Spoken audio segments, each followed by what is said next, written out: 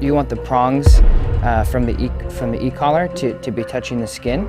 And the shock collar usually is placed in that area. And if we shock the gland, it may actually lead to inflammation.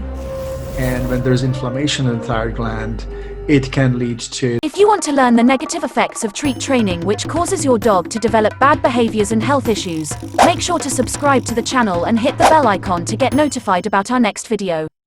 Hello dog lover, in this video I want to talk about what happens when you use shock collars. Recently I had a talk with Dr. Peter Dobias, who is a holistic vet with over 30 years of experience. Dr. Peter Dobias believes that disease prevention with natural nutrition and supplements with the right exercise and drug-free approach to medicine can add years to your dog's life. So let's see what Dr. Peter Dobias says about the use of shock collars. You know, shock collars, if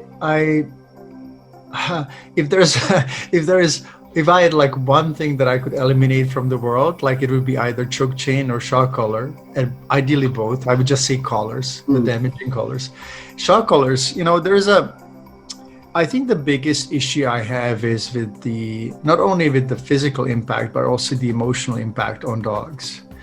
I give you an example. I go to an area where there's a dog behind an invisible fence, and he has shock collars.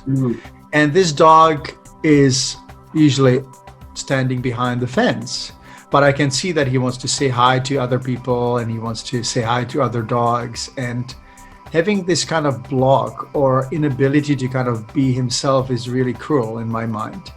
I also know that dogs may behave, but they become very stressed and they're not really, it's not like, you know, I think that our relationship with our dog should be about partnership and not dominance. We should really be careful about that. And it's not really, the dog is not trained. The dog is afraid of being shocked, right? So that's why he or she is not leaving or coming back or not doing certain things. But I think that nobody would really like to be shocked. And so that's the humane aspect of shock collars is obviously off. Second, there is a very important gland, thyroid gland, on the neck, and the shock collar usually is placed in that area. And if we shock the gland, it may actually lead to inflammation. And when there's inflammation in the thyroid gland, it can lead to the body creating antibodies against the thyroid gland cells that are inflamed and will destroy the thyroid gland. The same thing actually happens on the physical level with choke collars. So if dogs are pulling, I actually just talked to a gentleman in the park, and he had a puppy that was pulling, and I always just kind of start gently saying, you know, he's got a nice puppy, and then we start a conversation, and I never told him I'm a vet, but I told him, you know, I've seen some dogs having some damage and having thyroid issues from that. And he goes, oh, that's interesting because my last dog was hypothyroid, right? And he was a real puller. So sometimes it clicks, sometimes it doesn't, but it's really nice to try. Going back to the collars, e-collars, you know, there's the ethical part and there's the physical part of that. And I think that they're just lazy person's way of, in quotes, training dogs. And I spent part of the year in Maui because I love it and I don't like the North Vancouver winters. But there's a training center. It's called dog sit means sit, right? So already the name tells me that I don't want to go there because it's like, yeah, it has to be partnership. Right. But second, they have dispersed these collars left, right, and center on the island, and every second dog has a shock collar. And I'm frustrated, and I don't really know what to do. So if anyone from Maui is watching this program, please help. Tell people what shock collars are about. They're actually about dollars. They're not about helping to train dogs. Yeah, I'm very familiar with that. But one thing that I've learned from you was the effect of the shock itself, the electrical currency that it goes into the dog's body through the prongs that are used in the shock collars. That goes to the body, and what happens?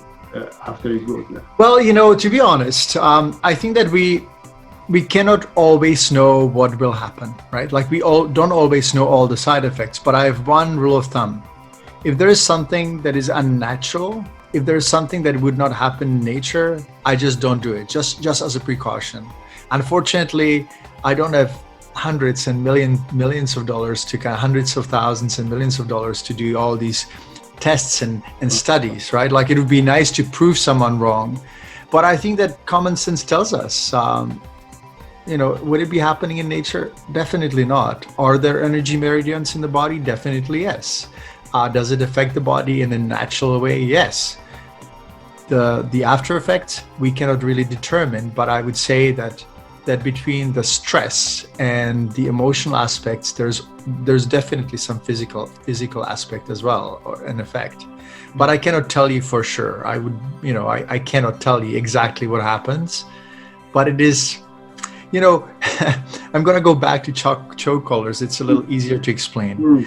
If someone jerks on the collar, it's like being a chiropractor without going to school, right? Like it just causes damage. Like you basically do chiropractic adjustments of a very sensitive area without knowing what we're doing.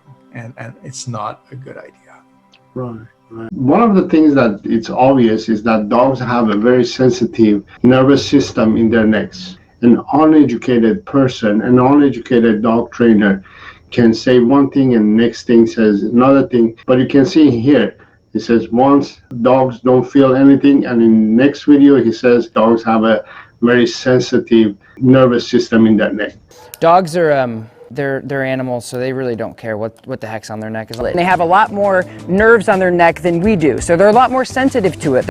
And obviously with a pitch like that, many dog owners who are not aware of the damage that they will be causing to their dogs, they go ahead and use this product, unknowingly what kind of damage they're causing to their dogs. So I hope you learned and gained some information here and benefited from this video. Let me know your ideas, your opinion about the use of shock collars in the comments area. And if you want to become an educated dog lover and have a healthy and happy, well-behaved dog, consider subscribing to the channel and hit the bell icon as well, so you will get notified as soon as I post my next video. Till next time, have fun with your dog. If he were to move like a certain way, these contact points wouldn't connect, and then we would be not progressing. So you want the prongs from the e-collar to be touching the skin, and as long as they're not choking, we're good.